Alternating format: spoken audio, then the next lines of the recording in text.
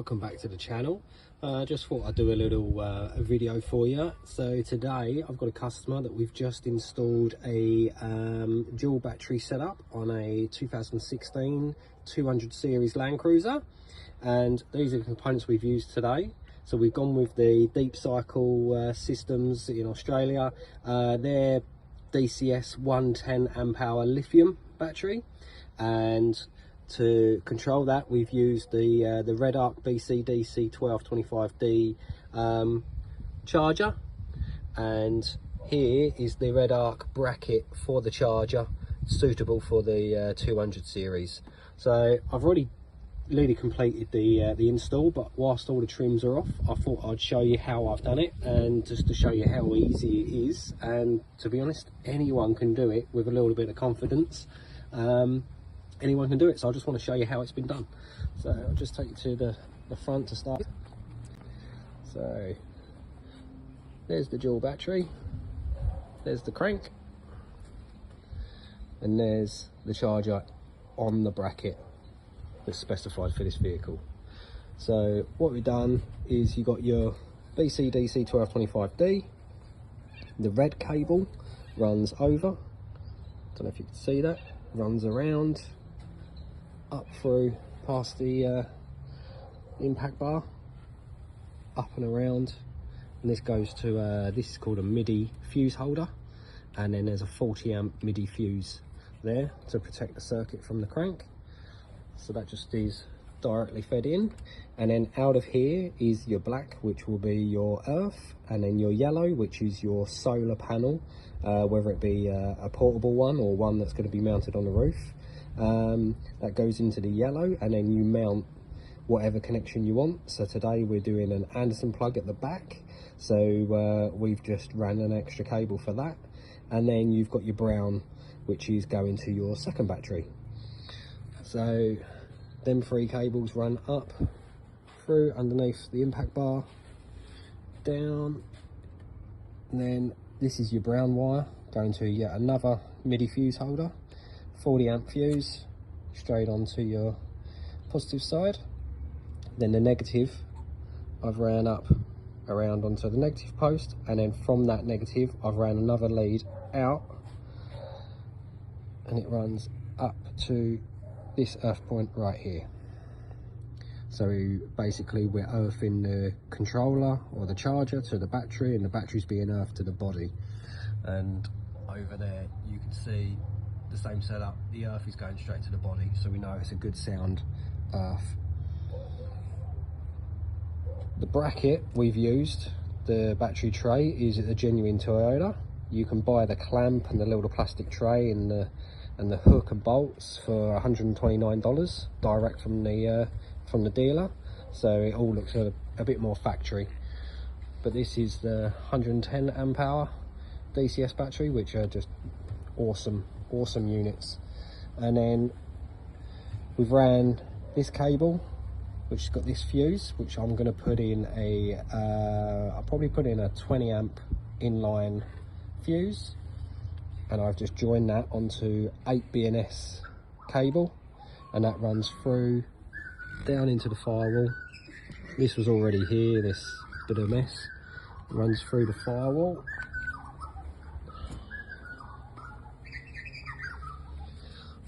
Now I've had to put this trim back on, but it runs through this firewall here, and you can see it running down, and here we are.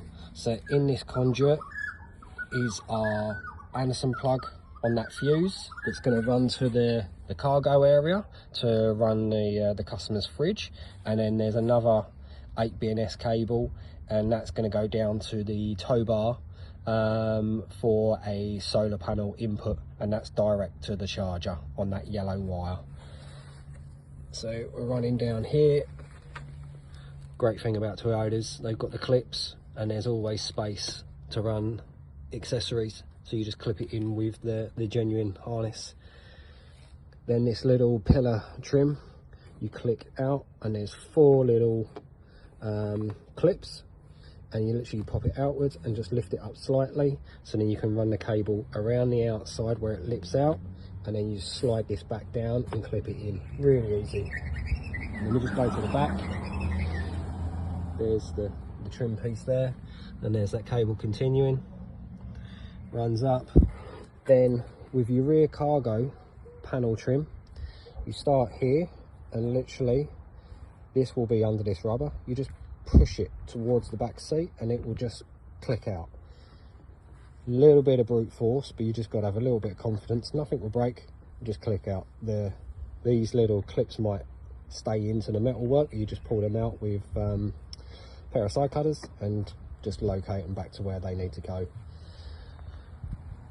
Then on this side, when this trim is back here, you literally go up to where the seat belt is and you pull it. You just give one swift pull and it will unclip, and as you can see, it's all loose. Then what you can do is bring your cable up over, and there's a harness that runs along here, so you can run it along with it, cable tie it down, and as you can see, it's all loose. Then what you can do is bring your cable up over, and there's a harness that runs along here, so you can run it along with it, cable tie it down, and then it will drop down, and here it is here. So the plan today is to install this Anderson plug on this red cable here, which is red to that fuse, as I said earlier. And the reason why the cable's so long is because the customer next year is having a drawer system fitted. So at the moment he wants his fridge to sit over this side, but once the drawer system goes in, there's going to be a slide over this side. So what we've done is I've made 1.5 meters of extra cable, which we're just going to coil up, put the Anderson plug on so we can still use it for the time being, but before drawers go in we can run the cable across and then put the drawers down, just to save time in the future.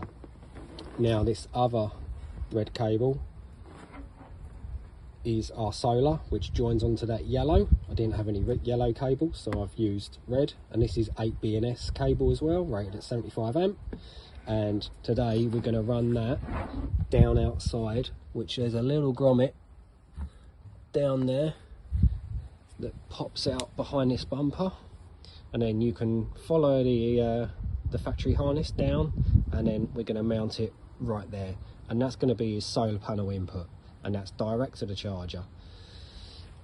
Now you might want to use a SIGGI socket or USB's different setup, but this install is exactly the same. That's how I do it. I always run an 8 BNS cable rated at 75 amps, and I normally run one cable down, and then depending on where they want it, whether it's 2 cigarette lighter sockets or twin USBs and an Anderson, basically I'll join from there and then bring out my lines from this cable. So you're just running one cable down, and then you can branch off to what you want, which is normally the best bet. And this is a good heavy duty cable, minimize any kind of volt drop, you get maximum power to whatever you're powering. So that's it really. Like I say, 200 series, one of the easiest ones to do. I love doing these ones, and these are the components that I've used today, and there's the part numbers right there if you needed to, if you wanted to do a similar install. Any questions, please leave a message in the comments and I'll try and answer them. And yeah, if you like this video, please give us a thumbs up and subscribe, and if there's any other videos that you'd like to see, then just give us a shout and I'll see what I can do. Cheers, have a good day. I forgot to add, on our earths, instead of running it all the way from your battery, there's an earth point right there. So I'm just going to take 2 earths, one to go to my Anderson plug for the fridge, and then one to go down to my Anderson plug down here for my solar input. And because all earths are ground to chassis, they can share it all, so it just saves cost on running cable and space and time basically, and it's just a more efficient way of doing it. Hope that helps. Cheers.